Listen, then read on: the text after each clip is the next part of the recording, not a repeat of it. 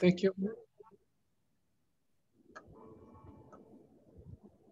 Good morning, everyone. Welcome to the joint board meeting.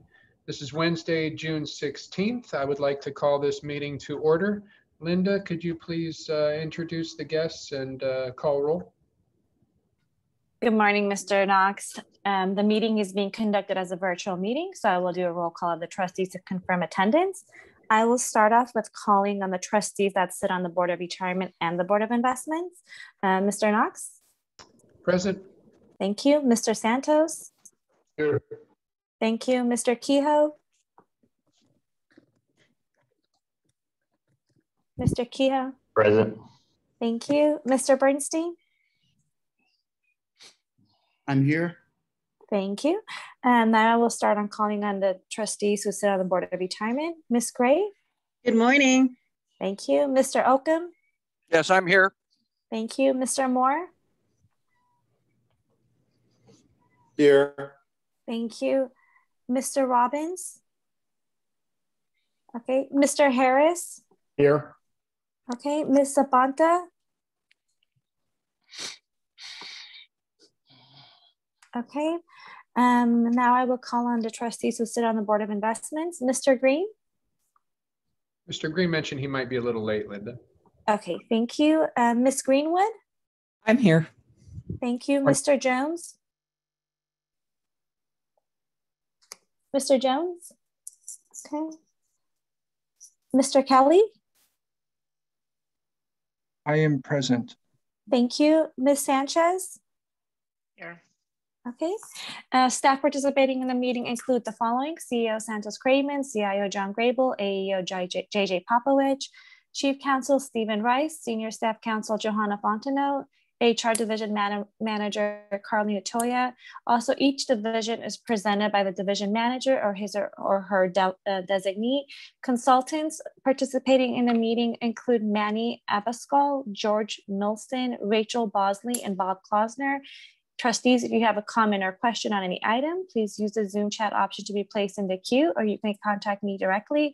At this time, we ask all the meeting participants to mute their mics until you're ready to speak, and now we may proceed with the agenda. Thank you very much, Linda. Before I begin with the agenda, I did receive a request from a trustee and also supported by Mr. Kryman that we move the executive session up to follow public comment. We felt that that would better inform the conversation under non-consent after that. So we would do public approval of minutes, public comment, go into closed session, and then come back for our non-consent items. If there's no objection, that will be the order of the agenda. Perfect. Thank you. We are now on to item 2, approval of minutes. Approval of the minutes for the special joint meeting of the Board of Retirement on April 29th, 2021. Linda? Oh, so moved. Second. This is Board of Retirements. So Ms. Greenwood. So moved. I'll move Vivian Gray. I'll second. Okay, thank you. Mr. Knox? Aye. Ms. Gray? Aye. Mr. Santos? Aye. Mr. Oakham? Aye. Mr. Moore? Aye. Mr. Kehoe?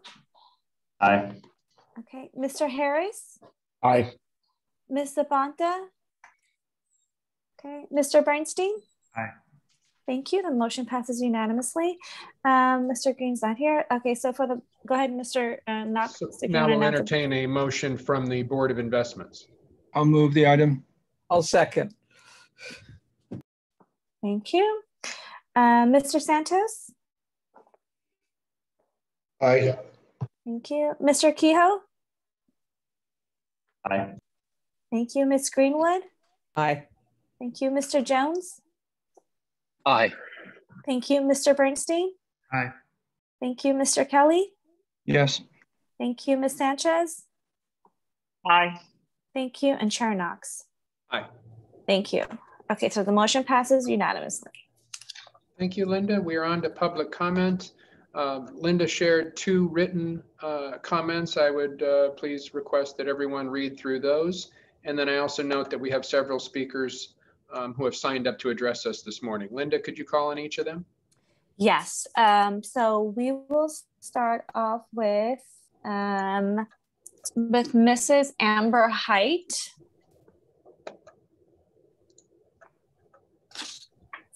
Ms. Height, you have entered the meeting. If you enter *6, you can go ahead and unmute yourself.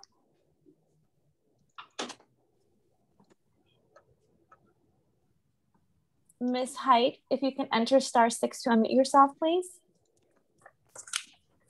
Yes, can you hear? Yes, we can hear you. Yeah, please go ahead, Ms. Height. Thank you. My name is Amber Heights, and I'm a member of Downtown Crenshaw, and I'm here once again on another week calling about our bid and why we seem to constantly be rejected when it comes to LACERA's opinions about us and who should have this mall. I can explain to you the connections between George Floyd and socioeconomic status and the importance of Black people having their own sacred space. I could do that. I could bleed out in front of you as a Black woman, telling you all of my instances about my experiences being poor in the inner city. I could do all that, but today I will not, because there's no point in doing that. We deserve this space. You see the bid, you see the money, you see who we are.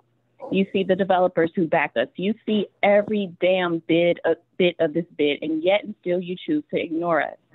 And we are tired of it. We could ask, what more do you want from us? What more could we prove? But there is nothing else to prove. You have two options. You can sell them all to Downtown Crenshaw, use your influence, and say, sell them all to Downtown Crenshaw, or you can say, sell them all to Downtown Crenshaw.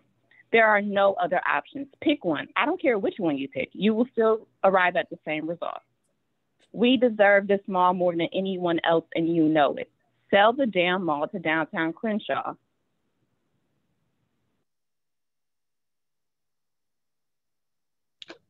Thank you very much, Ms. Height. Next speaker, Linda.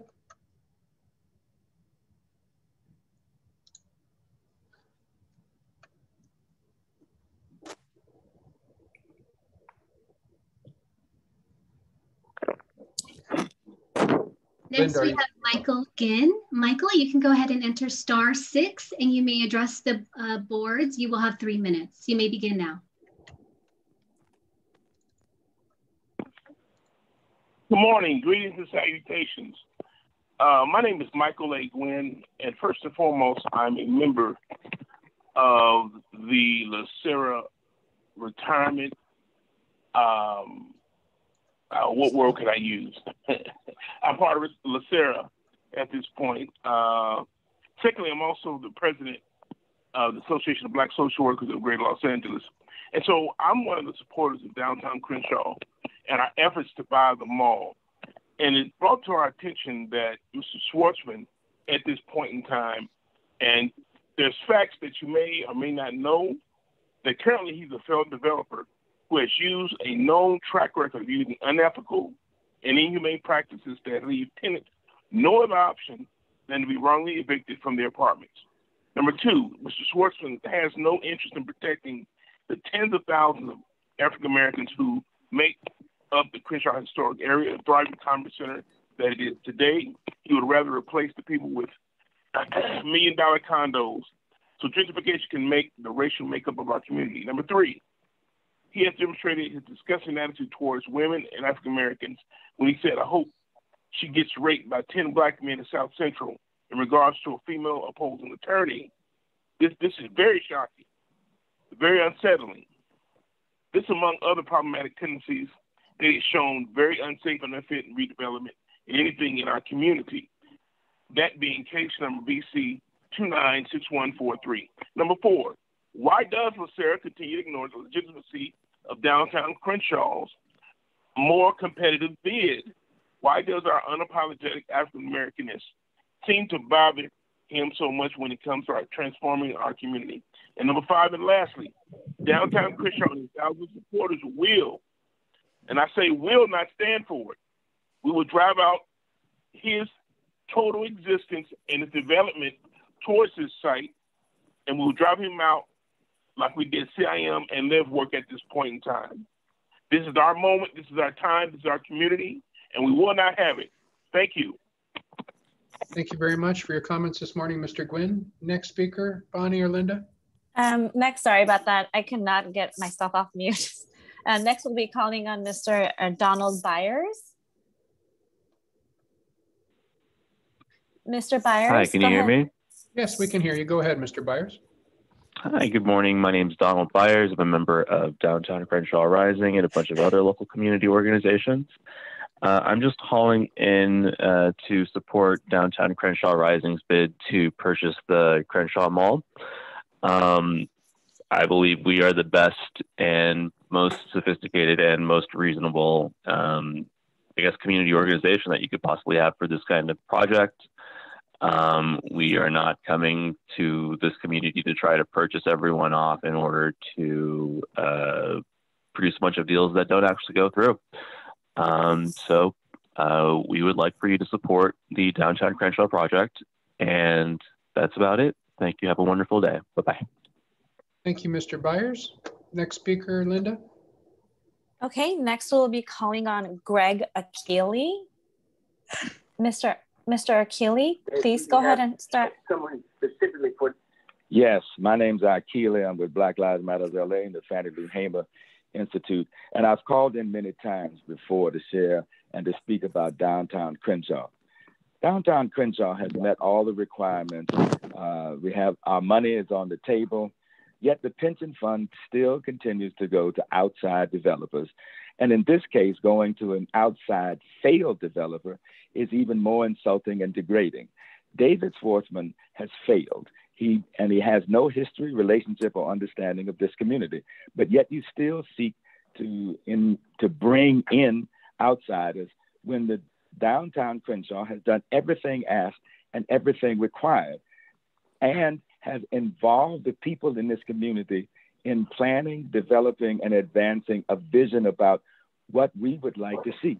Bringing in a David Schwartzman would only be an insult. As we remember Tulsa, the Tulsa massacre, and the continued exclusion and denial of Black people, Downtown Crenshaw is seeking to buy the mall. Buy the mall. We're not asking you to give it to us. We have the resources to do this. And so we're calling on you, the Pension Fund Board, to finally accept Downtown Crenshaw's bid and let us begin moving forward in redeveloping and creating the kind of community-centered, community-developed, and community-advanced mall that we want to see, that the people want to see in our community. It's a simple decision on your part. Stop going outside. Stop bringing in people who have no commitment to really stopping gentrification. People, and matter of fact, most of the people are interested in increasing the gentrification. So we simply raise this issue that David Schwartzman is a failed developer, and we are opposed, and you should be opposed to his bid, particularly if you look at some of the activities and statements that he have made that are on public record. And so once again, we are calling on this Pension Fund Board to put aside its anti-Blackness for right now, accept our money, and let us move on so that we can mutually develop and advance this mall. Thank you. Appreciate your comments, Mr. Akili. Next speaker, Linda. Next, we will be calling on Damian Goodman.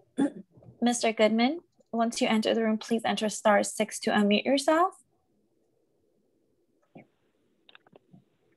Good morning. Can you hear me? Good morning. Yes, we can. Good morning, Board of Investments, Board of Retirement. Damian Goodman, 28-year resident of Lamar Park, a member of the Board of Directors of Downtown Crenshaw Rising. First, our order of business, Downtown Crenshaw's offer to purchase the mall remains $115 million, with an $11 million non-refundable deposit out of the gate, and a willingness to exceed any other credible offer. Furthermore, while Mr. Schwartzman has had difficulty convincing elected officials, buying off local leaders, and convincing his capital partners, who are all aware of his personal bankruptcies and long history as a failed developer, Downtown Crenshaw Rising has raised $25.5 million more since the award to Schwartzman was granted. That is how confident our donors, our labor partners, our social impact investors are that this deal will go the same route as DWS's selected developers before, Hackman, DJM, CIM, and Live Work. Frankly, I'm a bit shocked by this board, given its composition and its lofty statements for community engagement, that you have participated in a process of increased secrecy and total silence regarding the sale of the most critical Black commercial space in all of Los Angeles. We know, not because it came from you, but because it came from other limited partners, that Mr. Schwartzman has been given multiple contract amendments. He has had a price reduction, further increasing the gap between our fully financed offer of $115 million. This is special treatment given to a person who deserves no special treatment, not only because he is a failed developer, but he is not from this community and he has substantial reputational risk. Speaking of risk, it appears that LACERA, Capri Urban Investors, and Deutsche Banks have once again gravely miscalculated the reputational risk, headline risk, and other liabilities associated by providing Mr. Schwartzman this special treatment in Heritage Development Group, and in providing Heritage Development Group and Mr. Schwartzman by bending over backwards for them and trying to sell them all to them. Finally, this is the week of Juneteenth, one in which Black people across America celebrate finally being informed that we had achieved liberation and we had freedom. LACERA is a signatory to the UN Principles of Responsible Investing. You are a body that has a majority of, whose members are a majority Black and brown, who are majority women. It's reflected on this board today. There are lots of progressive statements that are made by you, and yet we see that the actions here in some spaces remain just as wretched as they were in 1864. We hope that you will be more transparent. We hope, as we requested previously, Mr. Garab will provide a full board report to both bodies about the status of this, and that you speak to the public and publicly to the community about this status and answer the question as to why Mr. Schwartzman continues to get special treatment. Thank you, Mr. Goodman. Your 3 minutes is up. Thank you, Mr. Goodman. Next speaker, please, Linda. Next, we will call on Magic Collins. Mr. Collins, please enter *6 to unmute yourself. Hello, can you hear me? Yes, we can. Good morning. Hello, my name is Magic Collins, mental health advocate, civil rights activist. To the board, I've looked over LACERA's values: professionalism, respect, open communication, fairness, integrity, and teamwork. Values: professionalism. Downtown Crenshaw shows up fully funded and fully backed by community members, philanthropists, and the best architects around the world. And these are facts, not theoretical.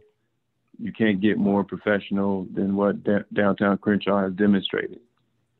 Respect: it hasn't mattered till now whether we show up in suits with an airtight proposal, meet every last minute deadline asked of us. If this is about respect, then there has been a level of disrespect demonstrated to the people of Crenshaw. And why do I say that? Third value is fairness. Downtown Crenshaw has been skipped over 3 times in a row in favor of CIM, Live Work, and now Heritage Development. In spite of Downtown Crenshaw's working towards ownership in some shape or form since 2018. Another value is integrity. This board has all the data, research, and the studies on how community investment uplifts a community. The information is readily available if you care enough to take it on and make a choice towards empowering a community of color whom you also serve, rather than outside investors with no intentions of preserving community. One of your last values is teamwork. There is no better demonstration of sustained teamwork and community building than the people of Downtown Crenshaw. If you value teamwork, there is no better example. This is an amazing team of activists, spiritual leaders, developers, school officials, the youth to the grandmamas. This community has demonstrated everything this company values. professionalism, respect, open communication, fairness, integrity, and teamwork. These are your values. We just add some hot sauce. As a friend once told me about this process, for you on this board and the last 3 bidders, it is business. We get that. But I hope you understand, everybody on this board understands, for us, it's our life. No further comment. Thank you very much for your comments this morning, Mr. Collins. Next speaker, Linda. And next speaker is James Thomas. We're going to try to see if we can get him on the phone. Just 1 second. Mr. Thomas, are you? Can you hear us?